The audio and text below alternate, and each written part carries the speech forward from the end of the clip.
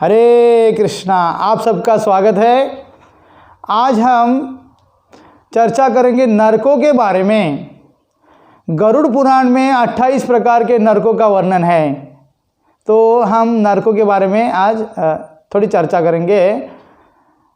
जो व्यक्ति झूठी गवाही देता है, जो व्यक्ति झूठ बोलता है, तो उसे नरक में क्या सज़ा मिलती है, उसके बारे में जानेंगे। गरुड़ पुराण के धर्म कांड में भगवान विष्णु के जो वाहन है पक्षीराज गरुड़ जी, भगवान विष्णु से प्रश्न पूछते हैं कि भगवान आपकी कृपा से, यानी आपने मुझे अनेक प्रकार के धर्मों का वर्णन किया है, अब मैं आपसे क्या पूछना चाहता हूँ, आपसे मैं नरकों के भेदों के बारे में, नरकों के बारे में मैं जानना चाहता हूँ कि नरक लोक में पापियों को क्या दंड मिलता है, उसके बारे में मैं आपसे जानना चाहता हूँ। तो भगवान कहते हैं कि हे अरुण के छोटे भाई गरुड़ जी के बड़े भाई का नाम है अरुण, और ये अरुण सूर्यदेव के सारथी है। तो हे गरुड़ जी, ये जो नरक है हजारों प्रकार के नरक है, लेकिन मैं तुमसे कुछ प्रमुख नरकों के बारे में वर्णन करता हूँ। भगवान कहते हैं कि जो व्यक्ति झूठी गवाही देता है या झूठ बोलता है, उसे मृत्यु के बाद में यमराज के दूत उस पापी व्यक्ति को रौरव नरक में डालते हैं। क्या नाम है? रौरव नरक। गरुड़ पुराण में वर्णन है, रौरव नरक में डालते हैं। रौरव नरक कैसा है?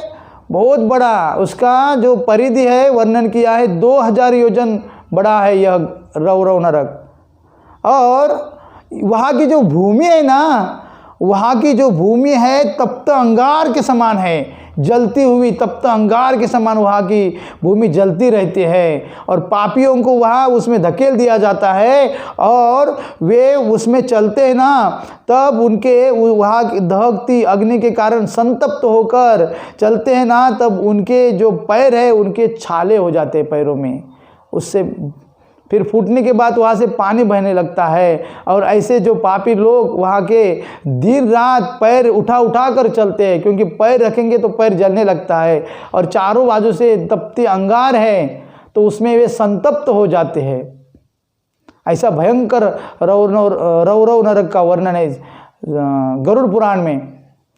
इसी प्रकार श्रीमद् भागवतम के 5वें स्कंद के 26वें अध्याय के 11वें श्लोक में भी वर्णन है रौरव नरक के बारे में। उसमें सुखदेव गोस्वामी परीक्षित महाराज से रौरव नरक के बारे में वर्णन करते हैं।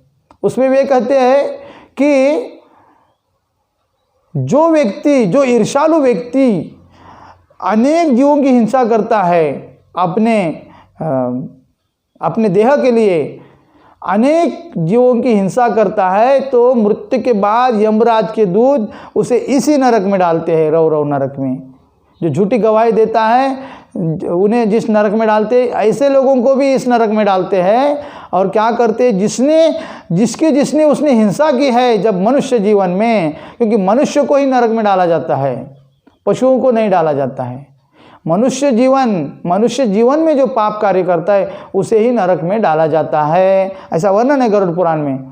तो वहाँ क्या करते हैं? जिसकी उसने हिंसा की है, वे जिसकी हिंसा हुए, वे सारे जीवात्मा रुरु नामक जानवर का रूप धारण कर देते हैं।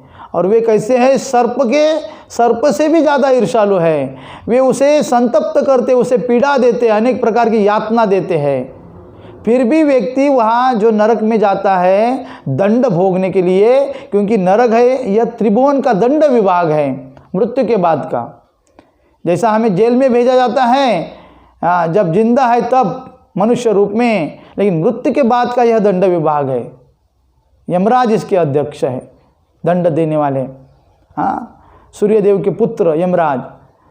तो क्या होता है? वो उसे नोचते उस व्यक्ति को जिसकी उसने हिंसा की है, रुरु नामक जो जानवर है, इसलिए उसका इस नरक का नाम रौरव पड़ा है। तो इसलिए झूठी गवाही नहीं देनी चाहिए, डरना चाहिए कि हर एक जो भी कार्य करते हैं धार्मिक कार्य करना चाहिए। इसलिए ये नरक बनाया है, क्यों? कि दंड मिले, जैसे उस जो झूठी गवाही देता है वो 1000 योजन चलने के बाद में पूरा हो जाता है 1000 योजन, तब उसे शुद्धिकरण के लिए दूसरे नरक में भेजा जाता है। तो इतना भयंकर है। हम अलग अलग प्रकार का नरकों के वर्णन सुनेंगे। हम आज तो रौरव नरक के बारे में गरुड़ पुराण में 28 प्रकार के नरकों का वर्णन है। ऐसे तो हजारों नरक है, लेकिन प्रमुख नरक है, ये भयंकर नरक है, इसका वर्णन है। तो झूठी गवाही नहीं देनी चाहिए। और ये सत्य है, ये कोई झूठे बात ही नहीं है, सत्य है, प्रामाणिक है। जैसे मनुष्य जीवन में दंड दिया जाता है, दंड विभाग है, उसी प्रकार मृत्यु के बाद में भी दंड विभाग है।